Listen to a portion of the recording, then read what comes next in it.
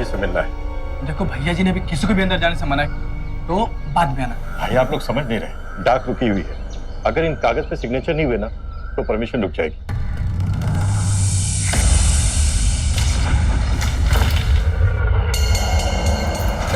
और मत मारिए मुझे। पहले बोल, हमारे को आंखें दिखाएगी, हमारा हुक्म टालेगी? हम कसम खाते हैं, कभी नहीं टाले।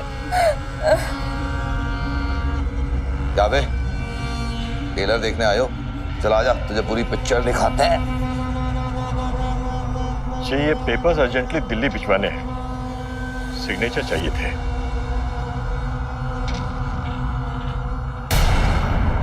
पर्यावरण विभाग से है, नई सड़क के क्लीयरेंस के लिए। नेताजी आ जाओ, जरा साइन कर दो।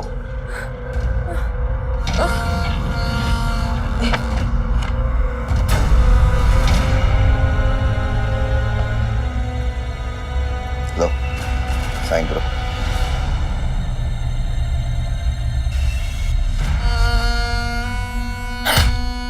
नेतागिरी छोड़ और साइन कर। पढ़ लिया मैंने अच्छे से सब कुछ।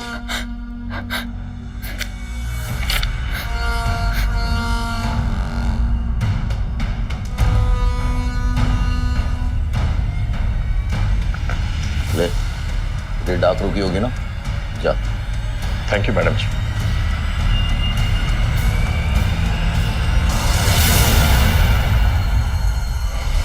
नमस्कार, सावधान इंडिया, इंडिया फाइट्स बैक में मैं पूजा गौर आप सबका स्वागत करती हूँ। राजनीति और सत्ता नेता को पावर देती है। पॉलिटिकल पार्टी की नेता सुनीता सत्ता में थी और उसके पास पॉलिटिकल पावर भी था। फिर उसका पति मनोहर उस पर जुल्म भी करता था और उसके पावर का गलत इस्तेमाल भी। आखिर क्यों वो इस तरह अपमानित होकर सब बर्दाश्त कर रही थी? अगर उसके पास पावर था तो वो घर के अंदर मजबूर क्यों थी? और उसके पति का ये जुल्म आखिर कहाँ तक जाने वाला था? ये पूरा मामला क्या था, ये जानने के लिए आइए नजर डालते हैं कुछ दिनों पहले की घटनाओं पर।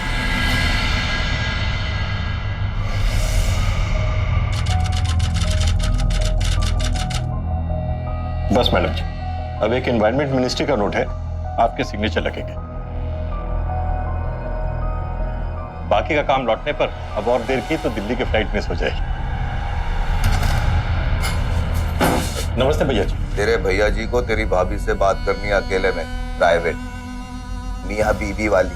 चलो। किसको किसको किसको? भैया जी हम लोग एयरपोर्ट निकल रहे थे, दिल्ली की फ्लाइट मिस हो जाएगी। तेरे को समझ नहीं आ रहा? सुनिए सुनिए, आप गुस्सा मत होइए।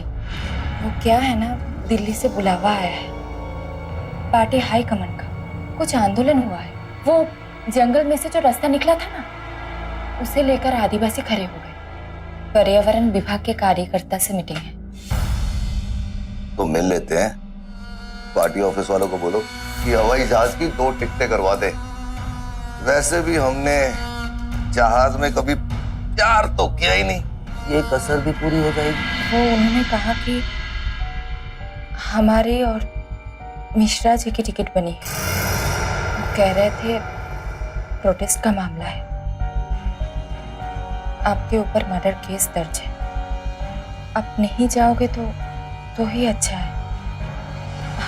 ऑपोजिशन वालों को मौका मिल जाएगा। ये हाई कमांड भूल जाते हैं कि वोट किसके नाम पे पड़ते हैं। बाहुबली से फंड कौन इकट्ठा करता है, इनको दिखाना पड़ेगा। दिल्ली से फोन करता के सत्ता नहीं चलती, मगर यहाँ का राजा मैं हूँ। अरे आप गुस्सा क्यों होते हैं? देखिए, आप पर मुकदमा दर्ज है और मामला मीडिया में उछला है। अगर आप जाओगे तो 10 बातें बनेगी, पार्टी की छवि खराब होगी। एक बार मामला सुलझ जाए तो दिल्ली भी आपकी और कुर्सी भी। वाह, बड़ी तैयारी करके बैठी है, हमें क्यों नहीं बताया? डर लगता है आपके गुस्से से। अच्छा है, जब तक डरती रहोगी जिंदा रहोगी।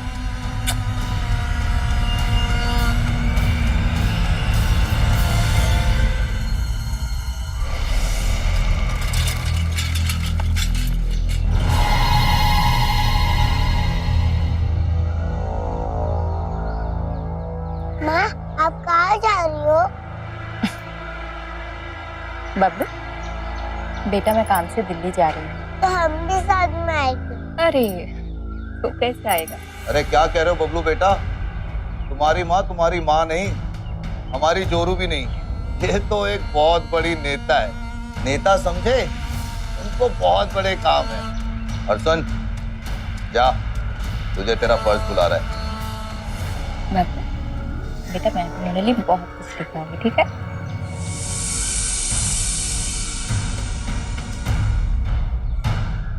सब क्या लगा है?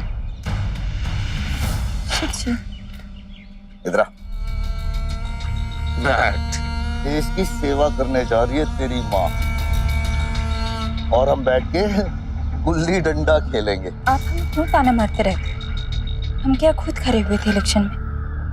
आपने वोट डाला। ये बात हमारी याद रखना। अगर हम जोर डाल के तुम्हें नेता बना सकते हैं तो जोर डाल के तिगली का नाच भी नचा सकते हैं। रात को फ्लाइट से वापस आ जाना। जा। चुप क्यों रोते हैं?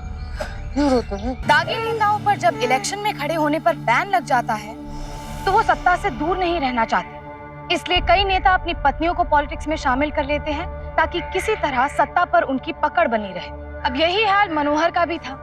उस पर मर्डर का इल्जाम था, इसलिए जब पार्टी ने उसे इलेक्शन टिकट नहीं दिया तो उसने अपनी पत्नी सुनीता को अपनी जगह खड़ा कर दिया। अब ऐसे मामलों में मुश्किल तब होती है जब पत्नी ईमानदार हो, जैसा कि इस घटना में था। सुनीता के उसूल मनोहर से अलग थे और मनोहर से पत्नी का कुर्सी पर होना भी बर्दाश्त नहीं होता। हालांकि सुनीता सिर्फ एक रबर स्टैंप थी, क्योंकि असल फैसले तो मनोहर के ही हाथ में थे। फिर भी अपने पुरुष अहम को साबित करने के लिए वो अक्सर सुनीता पर हाथ उठाता था, लेकिन शायद उसे इस पर भी तसल्ली नहीं थी।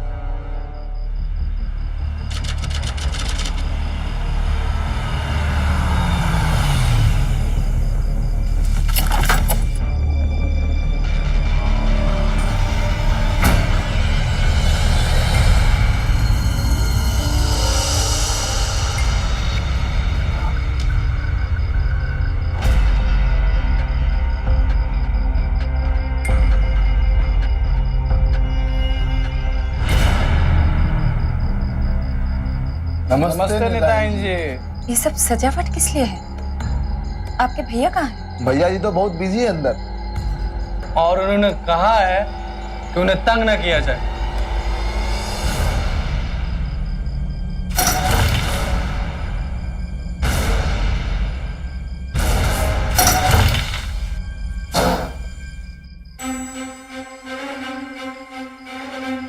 अरे नेताजी आइए आइए आइए आइए। कब आई दिल्ली से? अरे आ जाओ, आप ही का कमरा है। ये कौन है? ये तन्नू तेरे बारे में पूछ रही है। अपना इंट्रोडक्शन नहीं दोगी? नेताजी मिलने आई है, बधाई ले लो सौतन की। क्या? सौतन? अब क्या सौतन का मतलब भी बताए तुम्हें? मतलब तुम्हारे पति की दूसरी पत्नी। अब तुम हो गई हो बड़ी नेता, तुम्हें तो दिल्ली से फुर्सत ही नहीं है, और हमें तो वो सब चाहिए जो एक पत्नी अपने पति को देती है। काम करो, तुम दिल्ली संभालो, ये हमें और बबलू को संभाल लेगी। अरे अरे हेलो, पुलिस के पास क्या करोगी? तुम तो नेता हो, भूल गई क्या? फोन हमें मिला देते हैं, रुको। हेलो दरोगा, भैया जी बोल रहे हैं।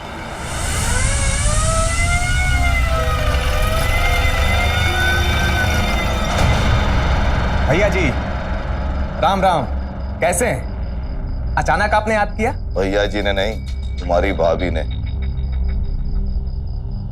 शायद कोई समस्या आ गई होगी। शायद? बिल्कुल लज्जा नहीं है तुम्हें। देखिए, हमें अपने पति के खिलाफ FIR लिखवानी है।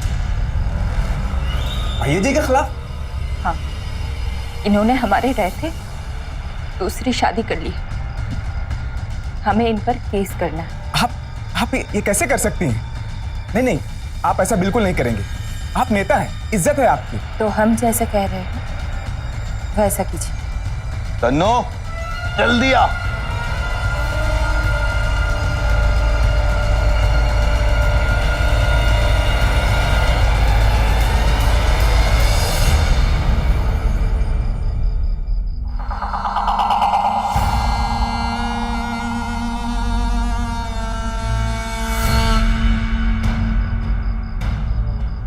दे दरोगा साहब को, क्या हमने तुझसे शादी की है?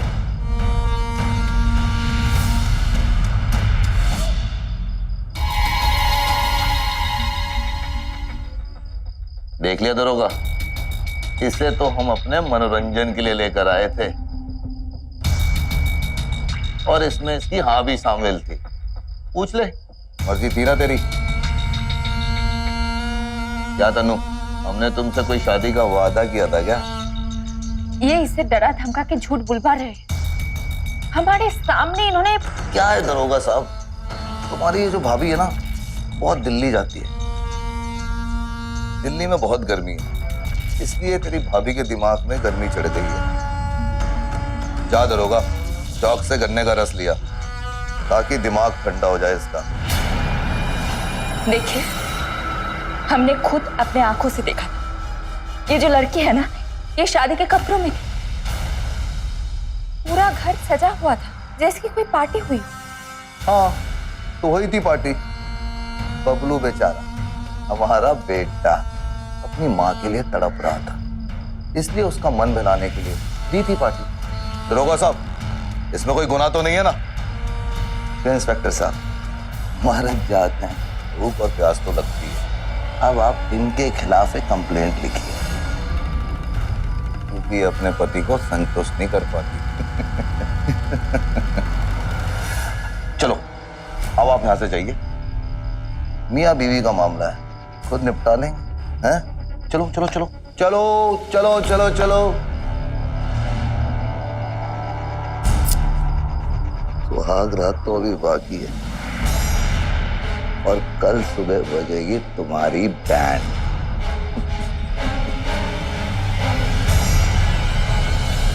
कई बार औरतें घर से बाहर निकलकर आजाद होने की बजाय दोहरे शोषण का शिकार बन जाती है।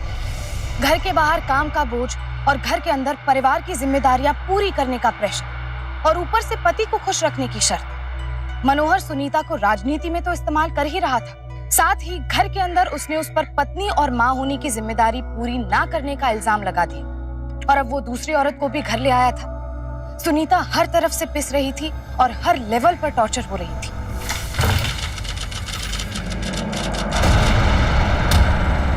मत मारिए मुझे। छोड़ दे, पहले बोल, हमारे को आंखें दिखाएगी, हमारा हुक्म टालेगी? नहीं डालेंगे, वरना तेरे को अभी गजब तमाशा दिखा देंगे। हम कसम खाते हैं, कभी नहीं डालेंगे। क्या बे, टेलर देखने आयो? चला जा, तुझे पूरी पिक्चर दिखाते हैं। ये पेपर्स अर्जेंटली दिल्ली भिजवाने हैं, सिग्नेचर चाहिए थे।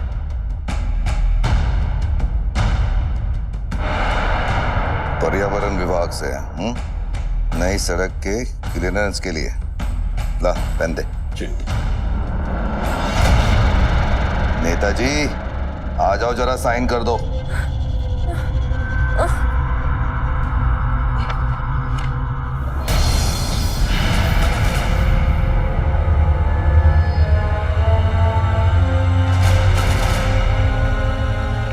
लो, साइन करो।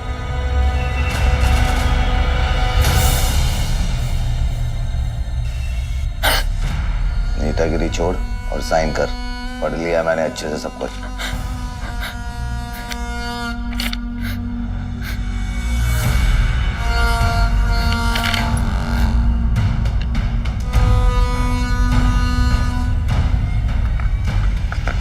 ले, ये डाक रुकी होगी ना, जा। थैंक यू मैडम जी।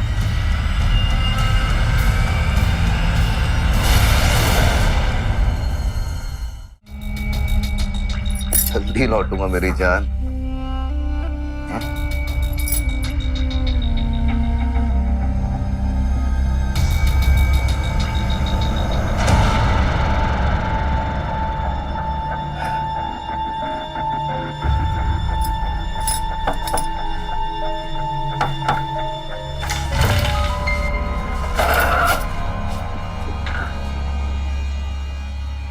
कब तक सहोगी इसे? कल तुमने पुलिस के सामने झूठ क्यों बोला? कैसा झूठ? क्या बात कर रही हैं आप?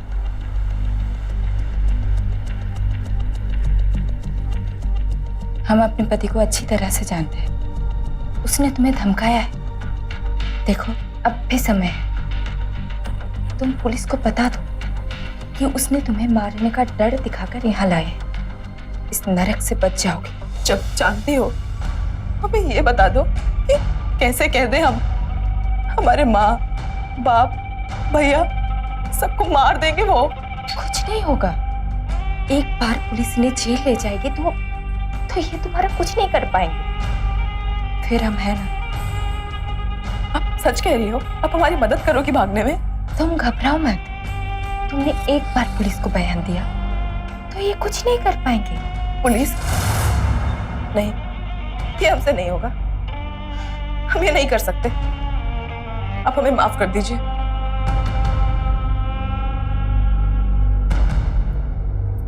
हम तुम्हें बचाने की कोशिश कर रहे हैं और तुम हो के पहले खुद को बचाइए। कहने को तो नेता है आप, लेकिन 2 कौड़ी की भी इज्जत नहीं है आपकी। जब चाह हाथ उठा दिया।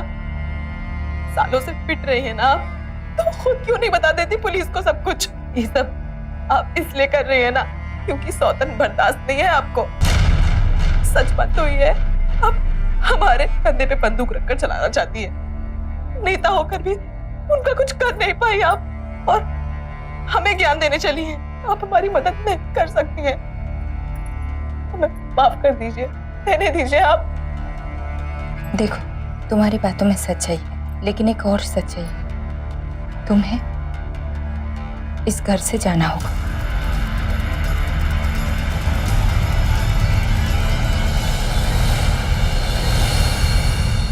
तनु, तन्नू नहीं मिलेगी तुम्हें। क्या क्या बोला तूने? हाँ, क्या बोला? हमने भगा दिया उसे। भगा दिया? हाँ, हमने भगा दिया उसे। हम नहीं चाहते इस घर में हमारे सामने ये सब नंगापन हो। हमारा बेटा रहता है यहाँ। ओ बेटे की अम्मा, ये घर मेरा है। अब हर रोज एक नई लड़की लाऊंगा और दिखाऊंगा तमाशा तुम्हें। और अगर तुझे ना पसंद हो ना तो चली जा यहाँ से। आज से वही होगा जो हम चाहते हैं। और तू तो एक कबाड़ है। तू पार्टी ऑफिस के पीछे कबाड़ खाने में ही रहेगी। और अगर कोई तेरे से पूछे कि क्या हुआ तो कह देना कि भैया जी ने भगा दिया। क्या भैया जी ने? क्योंकि तू संतुष्ट नहीं कर पाती थी उन्हें। दिल तो करता है काट।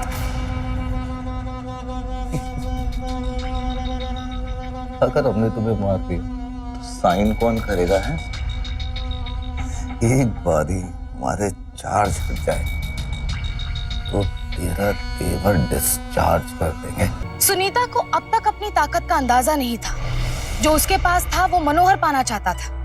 पार्टी में पोजीशन और सत्ता की कुर्सी उसके पास थी और सबसे ज्यादा तो जन समर्थन उसके साथ था। लेकिन अभी भी उसने खुद को मनोहर के हाथ की कठपुतली ही माना था। जो आदमी उस पर निर्भर था उसी ने उसे घर के बाहर फेंक दिया। क्या जुल्म का ये सिलसिला यूं ही चलता रहेगा? बेइंतहा जुल्म से ही बगावत का जन्म होता है। तो क्या सुनीता पर मनोहर के जुल्मों की इंतहा हो चुकी थी? नमस्ते।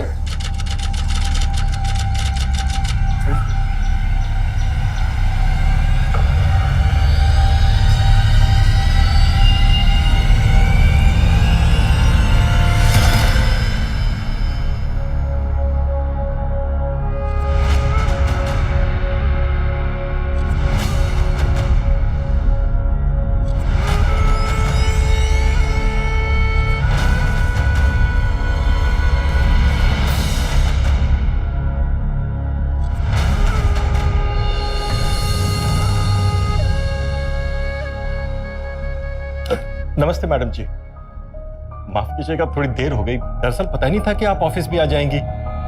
आमतौर पर आप घर पर रहती है ना, इसीलिए बहुत अफसोस हुआ मैडम जी। उस दिन भैया जी ने नहीं करना चाहिए था उनको ऐसा। मिश्रा जी, ये ऑफिस है। भैया जी और हमारे बीच में क्या हो हम उसकी बात नहीं करेंगे। आज से हम ऑफिस आएंगे। अब हमें बताइए आज का एजेंडा क्या है? जी मैडम।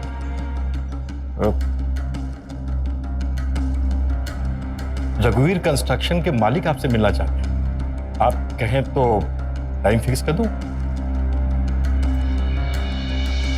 मिश्रा जी, हम आपसे एक बात साफ साफ करना चाहते हैं। आज तक हम रबर की मोहर बनकर रहे। ये जहां कहे हमने साइन कर दी।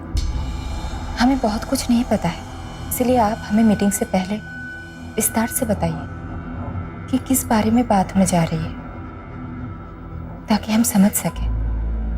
आप उम्र में हमसे बड़े हैं, आप हमें राह दिखाएंगे ना? बिल्कुल मैडम जी, बिल्कुल।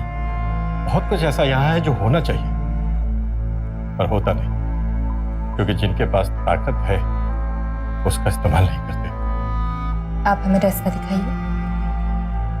ताकत कहाँ लगानी है वो हम तय करेंगे। जी मैडम जी।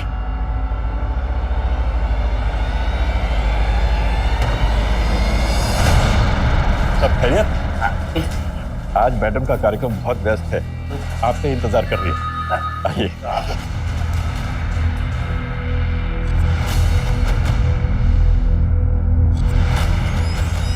मैडम जी, आप हैं रघुवीर कंस्ट्रक्शन कंपनी के मालिक रघुवीर बाबू। नमस्कार। नमस्ते। फाइल पर ही आपकी। अब आप पढ़कर क्या करेंगी मैडम जी? बस हमारी जो है भैया जी से बात हुई थी। अब आप ये गुड लक जो है उन्हें दे दीजिए और कहिएगा कि अगले हफ्ते फाइल की मंजूरी हो जानी चाहिए। मगर बात तो करनी होगी ना मिश्रा जी? जी। मैंने इनकी डील देखी थी, कुछ ज्यादा पैसा नहीं ले रहे ये सरकार से। क्या मैडम जी, इसमें से 25% तो अब भाई जी का कमीशन चला जाएगा। अब हमें भी तो कुछ कमाना है ना, और ये थोड़ा सा ये भी तो उसी में जुड़ेगा ना।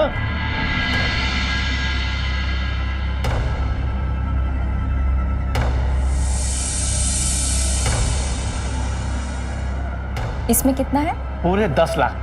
आप फर्स्ट इंस्टॉलमेंट सैंक्शन करवा दीजिए, बाकी मैं दे दूंगा।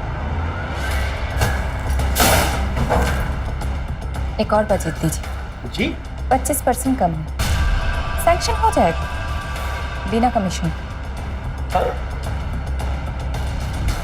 लेकिन मैडम भैया जी से तो बात। नेता हम हैं, ये कुर्सी हमारी है, तो फैसले भी हम ही लेंगे। आप 25% कम में बजट दीजिए। वैसे आप इंसान बुरे नहीं हैं, बस रिश्वत के लिए मजबूर किया गया था आपको। आइंदा इसकी जरूरत नहीं होगी। आप आइए। चलिए रघुवीर बाबू, अब आगे से यहाँ ऐसे ही होगा। आदत डालिए। आइए।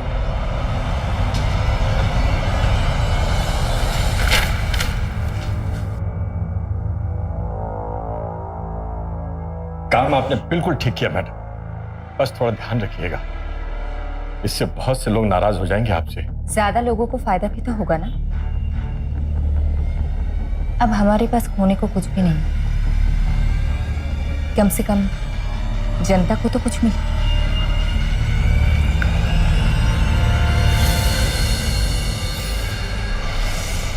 Mishra ji madam. Road plan की वजह से जो लोग बेघर हुए हैं उनके कुछ सदस्य कल आने वाले हैं। आप एक काम कीजिए, इस मामले के जितने भी कागजात हैं सब ले लीजिए, ताकि कल मीटिंग में कोई समस्या ना हो। जी मैडम।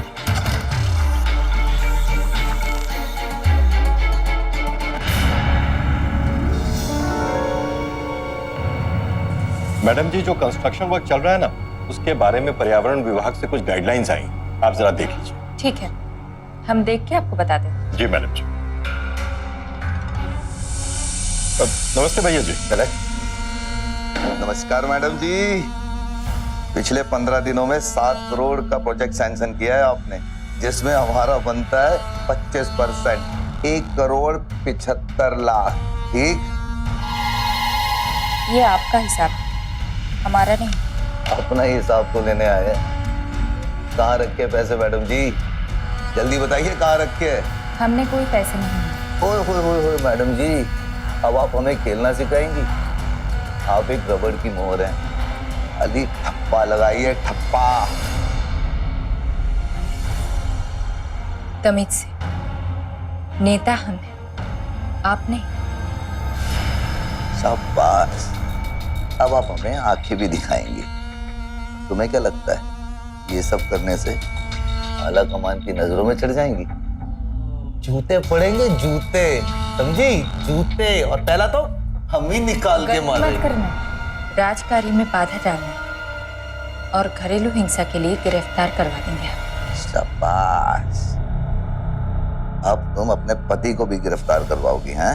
पति तो हम कब का खो चुके हैं, अब अपना फर्ज नहीं खोए।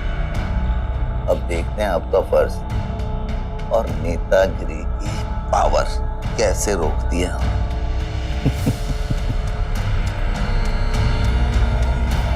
ओए, अब हम समझे इसके दिमाग में बगावत की नदी किस ओर से बह रही है। मिश्रा, तू तो गया, हाँ गया। मिश्रा जी, जी मैडम जी। इस फाइल में साइन करने से पहले हमें कंस्ट्रक्शन साइट पे जाके उन लोगों से मिलना होगा। आप मीटिंग फिक्स कीजिए और कल 11 बजे आ जाइए। जी मैडम जी। जब कोई सालों से चली आ रही परंपरा या जुल्म के खिलाफ विद्रोह करता है तो उसे कुचलने के लिए उस पर एक बार बहुत बेरहमी से वार जरूर किया जाता है। सुनीता ने भी बगावत की थी और राजनीति की सत्ता खो चुका मनोहर उसे दबाने के लिए किसी भी हद तक जा सकता था। ये उसके अपने वर्चस्व का सवाल था। अब मुकाबला एक ईमानदार औरत की ताकत और एक भ्रष्ट आदमी के अहम के बीच का था।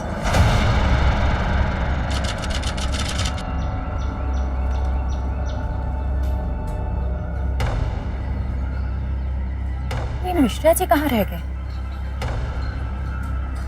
हमें 11 बजे पहुंचना था, पता नहीं कहाँ है। हेलो मिश्रा जी, कहाँ है आप? मैडम जी, हमारी एक्टिविस्ट लोगों से बातचीत चल रही थी। क्या है कि मीटिंग का प्लेस बदल गया है, इसीलिए उसी के इंतजाम में लगे थे। अभी हम लोग नंदन गांव के कंस्ट्रक्शन साइट पर हैं मैडम जी।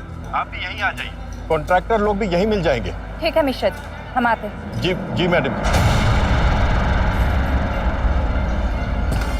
आप नंदन गांव चलिए जल्दी।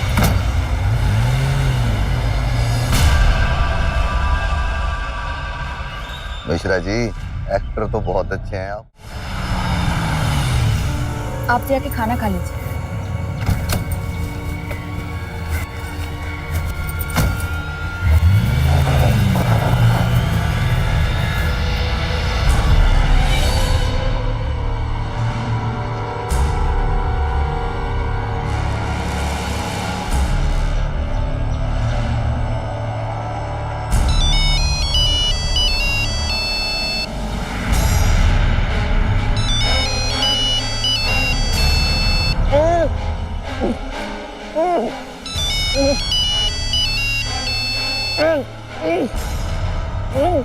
मिश्रा जी, मिश्रा जी, कौन किया ये सब आपके साथ? इससे अपने गुरुजी को बचाने की कोशिश कर रही थी, है? लेकिन कोई फायदा नहीं हुआ।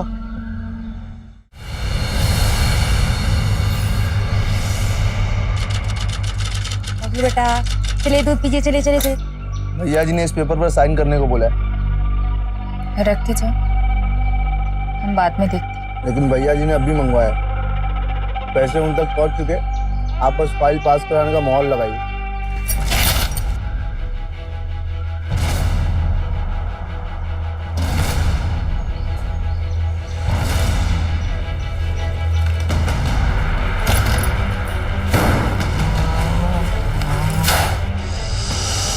हम साइन नहीं करेंगे और हम डरते भी नहीं। जैसे मिश्रा जी को मारा है ना, वैसे हमें भी मार दो, अच्छा ही है हम मर जाए।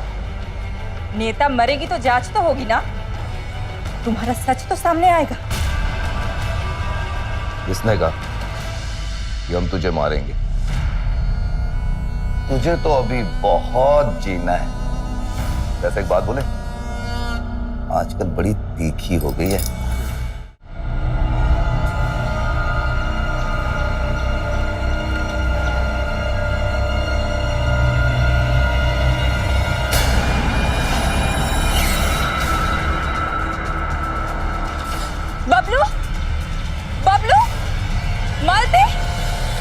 क्या हुआ मैडम?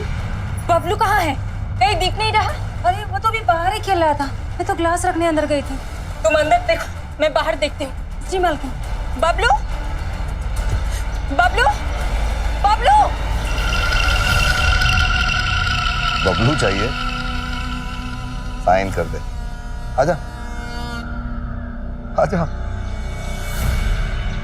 बबलू कहाँ है? कहाँ है बबलू? कहाँ रखा है तुमने उसे? मायके से लाई थी क्या? यार किसी यार की निशानी है।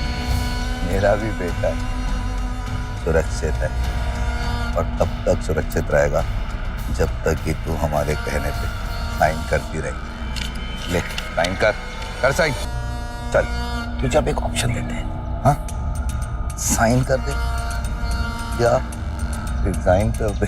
हम ना साइन करेंगे ना रिजाइन करेंगे। बबलू तुम्हारा भी बेटा है, तुम उसे नुकसान नहीं पहुंचा सकते। बिल्कुल सच बोल रही है। बबलू से हम भी बहुत प्यार करते हैं। चल उससे कुछ नहीं करेंगे, और अब तब तक उसे नहीं देख पाएगी जब तक कि तू हमारी बात मान ना ले। अगर एक बात सुन ले, 24 घंटे हैं तेरे पास, और अगर इन 24 घंटे में हमारा मूड बदल गया ना, तो क्या पता हम ये सोच बैठे कि बबलू हमारे प्यार की नहीं, तेरे किसी यार की निशानी है। 24 घंटे है तेरे पास, नहीं 24। याद रखना।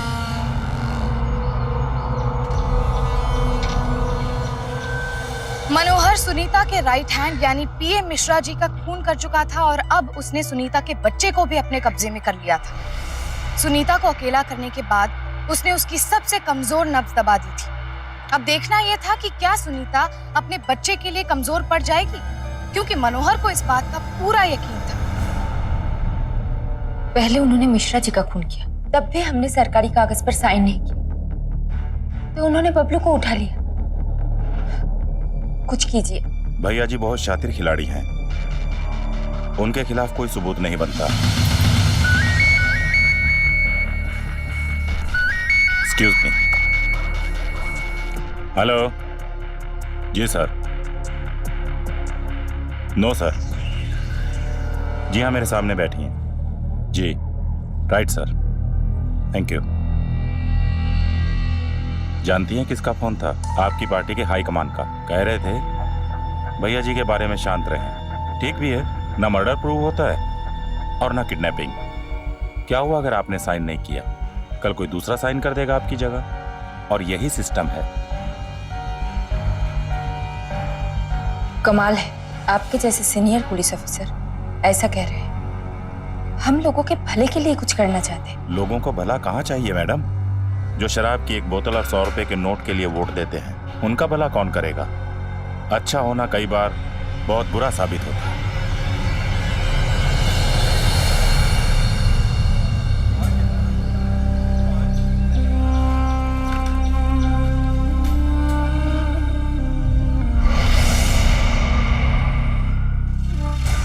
भैया जी, भाभी आ गई।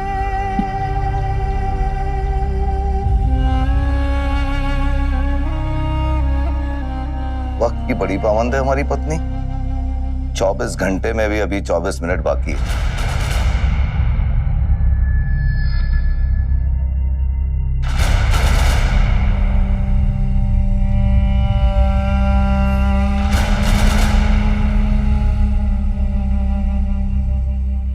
बबलू का साइन कर।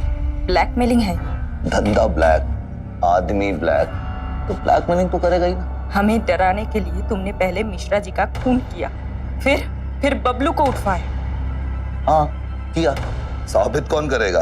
डीजीपी के ऑफिस गई थी ना, क्या हुआ? बेरंग लौटाई? तेरे हाई कमांड की भी धोती गीली हो जाती है हमारे नाम से, तो तू क्यों मर्द बनी फिर रही है? चल साइन कर। साइन नहीं करेंगे, कहीं पे साइन नहीं करेंगे। हम भी देखते हैं तुम्हारी सीमा क्या है। तो ठीक है, ये है तुम्हारे लिए गिफ्ट। तो देख, खोल के देख।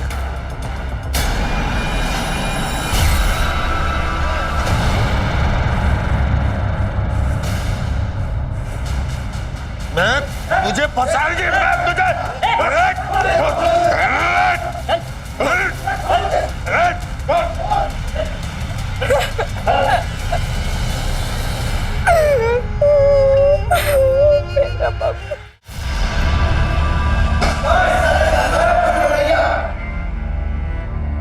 हम माफी चाहते हैं सुनीता जी। असल में गलती आपकी नहीं, हमें बहुत पहले ही इस राक्षस के खिलाफ खड़े हो जाना चाहिए। वैसे बबलू की सर्जरी कर दी गई है, कुछ ही हफ्तों में उसकी उंगली पहले जैसी हो जाएगी।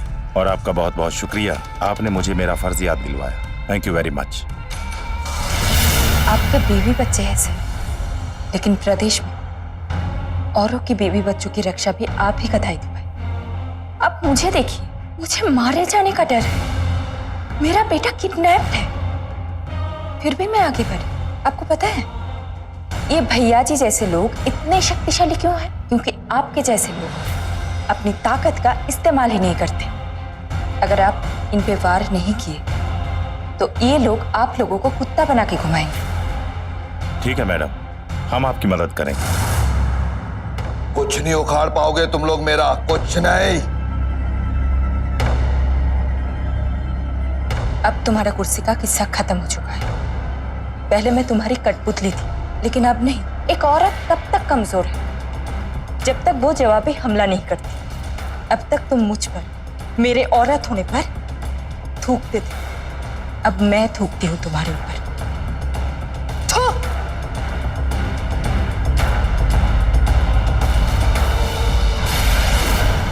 आखिरकार सुनीता ने अपने अंदर की ताकत को जगाया और अपने साथ हो रहे जुल्म को ही नहीं बल्कि सत्ता के गलत इस्तेमाल को भी होने से रोक दिया। दरअसल ताकत आर्थिक तौर पर आत्मनिर्भर होने से नहीं बल्कि सोच और जागरूकता से आती है। आईपीसी की दफा 302 के तहत पीए मिश्रा का खून करने के लिए और बबलू के अपहरण के लिए दोषी पाते हुए मनोहर को 14 साल की सजा सुनाई गई। मनोहर जैसे लोगों की कमी नहीं है हमारे देश में, लेकिन उन्हें समर्थन देना या नहीं देना ये केवल नागरिकों के हाथ में होता है।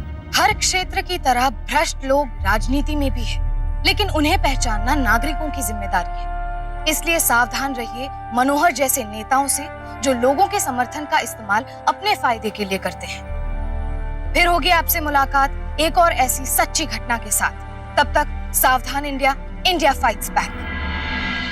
तो सावधान